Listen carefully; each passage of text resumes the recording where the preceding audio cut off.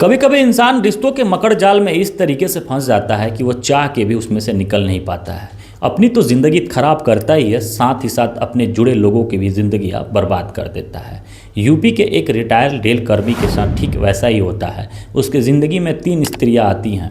पहले से वो शादी रचाता है, कुछ दिन बीतता है और फिर संबंध बिगड़ता है और उसे वो छोड़ देता है। फिर फैसला लेता है कि अब मैं अकेले रहूँगा, लेकिन कुछ लोगों के मनाने और बताने और कुछ जानकारियाँ देने के बाद से कहते हैं लोग कि आप अकेले ज़िंदगी कैसे गुजारेंगे, दूसरी शादी कर लीजिए।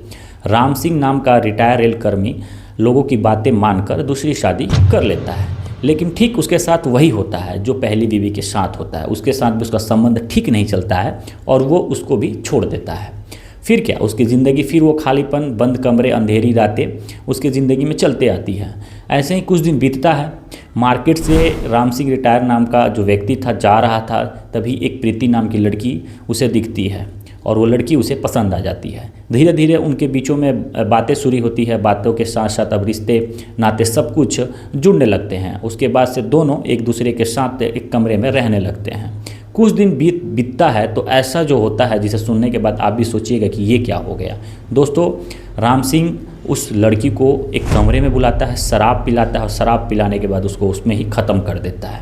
ख़त्म करने के बाद यहाँ भी नहीं रुकता है, साक्ष्य मिटाने के लिए उसे एक नीले बक्से में बंद कर देता है और ठंड के दिन होने की वजह से लकड़ियाँ इकट्ठा करता है जिसको किसी प्रकार का कोई शक नहीं होता और घर में ही उसको जलाकर दफन कर देता है। लेकिन मामला तब पता चलता है जब उस अस्थियों को बैग में भरकर वो घर के बाहर रखता है और जिसके बाद से आसपास के लोग उसे देखते हैं तो पुलिस को सूचना दे देते हैं और पुलिस जब वहाँ पहुँचती है तो वैज्ञानिक साक्ष्य जुटाती है तो इसके पीछे का जो राज होता है वो सबको झकझोर देता है। नमस्कार, आदाब, आप सभी का स्वागत है द विशाल स्टोरी में। आज की जो सच्ची घटना बताने जा रहा हूँ दोस्तों, जिसे सुनने के बाद से आपको इंसानियत पर से भरोसा उठ जाएगा। दरअसल झांसी उत्तर प्रदेश एक जगह है, वहाँ एक प्रेम लिव इन पार्टनर में रहते थे। दोनों काफ़ी दिनों से अच्छे से चलता आ रहा था। वहाँ एक रिटायर रेल कर्मी रहते थे जिनका नाम राम सिंह था। उस रिटायर रेल कर्मी की ज़िंदगी में ऐसा फूटा किस्मत रहता है कि वो पहली शादी करता है, लेकिन उससे रिश्ते अच्छे नहीं चलते हैं और रिश्ते बिगड़ जाते हैं। फिर क्या, कुछ लोगों के राय मशवरे के बाद से वो दूसरी शादी कर लेता है, लेकिन ठीक उसके साथ भी उसका रिश्ता उतना ही दिन चलता है जितना पहले बीवी के साथ चलता था। उसके साथ भी रिश्ते बिगड़ने लगते हैं रिटायर रेल कर्मी के। फिर क्या, उसे भी वो फैसला लेता है और उसको भी छोड़ देता है। अब रिटायर रेल कर्मी जिसका नाम राम सिंह था, उसकी ज़िंदगी फिर अब अकेले चलने लगती है। ज़िंदगी के खालीपन और ज़िंदगी में अकेलापन उसे अंदर ही अंदर तोड़ रहा था। फिर एक दिन आता है, रिटायर जो रेल कर्मी हैं वो मार्केट जा रहा था कुछ सब्जियां लाने के लिए। उसी दौरान प्रीति नाम की एक लड़की भी सब्जी खरीदने आती है। उसे वो देखता है, पहली नज़र में ही रिटायर रेल कर्मी को उसके साथ उससे मोहब्बत हो जाती है। धीरे धीरे एक दूसरे से मिलना, देखना और ये रिश्ता धीरे धीरे और मजबूत होते चले जाता है। दोस्तों, फिर एक दिन आता है कि प्रीति को रिटायर रेल कर्मी कहता है कि मुझे आप बहुत पसंद हैं, क्या आप मेरे साथ रहना चाहती हैं, मेरे साथ ज़िंदगी गुजारना चाहती हैं। उधर से जवाब आता है कि हाँ, क्यों नहीं रहा जाएगा। फिर एक दूसरे से नंबर शेयर होता है, बातें चलती है। फिर दोनों फैसला लेते हैं कि अब हम दोनों लिव इन रिलेशनशिप में रहेंगे, मतलब कि शादी के बिना ही रहा जाता है, ये रिलेशनशिप कहा जाता है उसको।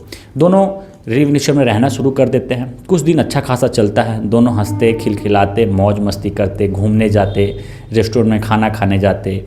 ऐसे ही कुछ दिन बीतता चला जाता है। लेकिन कुछ दिन बाद रिटायर रेल कर्मी और प्रीति के बीच में संबंध बिगड़ना शुरू हो जाता है। प्रीति उससे पैसे मांगना शुरू कर देती है। पैसे का बोझ इतना हो जाता है कि रिटायर रेल कर्मी के सर पर अब कर्जा इतना बढ़ जाता है कि वो तनाव में रहना शुरू कर देता है, जिसके वजह से रिटायर रेल कर्मी और प्रीति के बीच में झगड़ा शुरू हो जाता है। रिटायर रेल कर्मी प्रीति से पूछता है कि तुम इतना पैसा करती क्या हो, आखिर इस पैसे का यूज कहाँ है। उधर से जवाब प्रीति देती है कि उससे आपको क्या मतलब है, मैं आपके साथ रहती हूँ, ये आपकी जिम्मेदारी है और आपको पैसा देना पड़ेगा। चुपचाप कर्जा लेकर इधर उधर से रिटायर रेल कर्मी उसे कर्जा को दे देता है प्रीति को। प्रीति उसके साथ अपने एक बॉयफ्रेंड के साथ घूमती फिरती, लेकिन इस बात का अंदाज़ा रिटायर रेल कर्मी को नहीं था। लेकिन धीरे धीरे शक होना शुरू हो गया। जब शक हुआ तो प्रीति से इसके बारे में पूछा तो उसने मना कर दिया। दोस्तों, कि ऐसी कोई बात नहीं है, तुम झूठा आरोप मुझ पे लगा रहे हो। लेकिन कहते हैं ना, रिश्तों के दरार के बीच में कहीं ना कहीं से सुराग मिल ही जाता है। धीरे धीरे इस रिश्ते के बारे में उसको पता चल जाता है रिटायर रेलकर्मी को। फिर क्या, एक दिन वो फैसला लेता है कि अब मैं इस रिश्ते को ख़त्म कर दूंगा, और जिसके बाद से उसे एक दिन के लिए बुलाता है। शहर के बीचों बीच एक कमरा ले लेता है। उस कमरे में पहले से दारू ला कर रख देता है। प्रीति को बुलाता है और कहता है कि हम लोग इतने दिन से रिलेशन में हैं, चलो आज हम लोग पार्टी करते हैं। और दोनों मिलकर खूब शराब पीते हैं, पार्टी करते हैं। लेकिन बातों ही बातों में एक दूसरे से रिश्ता बिगड़ना शुरू हो जाता है।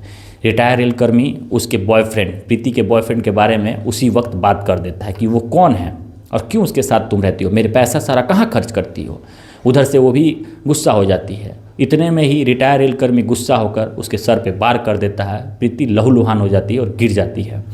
रिटायर रेलकर्मी वहाँ भी नहीं रुकता है, उसे इतना मारता है कि उसकी मौत वहीं पे हो जाती है। और जिसके बाद से घबरा जाता है रिटायर रेलकर्मी। अब सोचता है कैसे इसको साक्ष्य को मिटा दिया जाए। उसके बाद से रिटायर रेलकर्मी क्या करता है कि एक नीला बक्सा में उसके शरीर के पार्ट को कट के उसमें रख देता है, और रखने के बाद से घर में रख देता है। ठंड का दिनों था, ठंड में लकड़ियाँ इकट्ठा करना शुरू कर दिया और घर में ही उसको जलाकर राख इकट्ठा कर लेता है।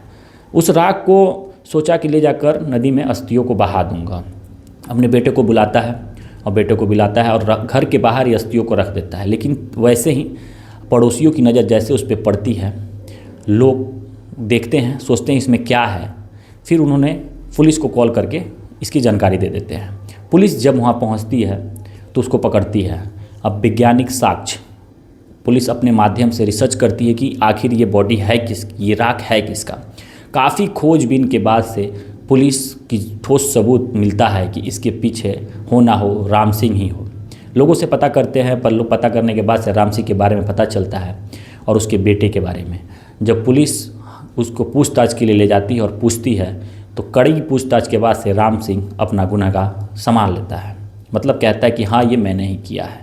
दोस्तों इस तरीके के, और उसके बाद से पुलिस ने उन दोनों को पकड़ के हिरासत में भेज दिया। दोस्तों इस तरीके की घटनाएं समाज में आमतौर पे बढ़ती जा रही है। दोस्तों इस पे आपकी क्या प्रतिक्रिया है आप ज़रूर बताइएगा कमेंट बॉक्स में, और इस तरीके के रिलेशनशिप हमारे समाज में सही हैं या गलत कमेंट बॉक्स में ज़रूर बताइएगा। धन्यवाद।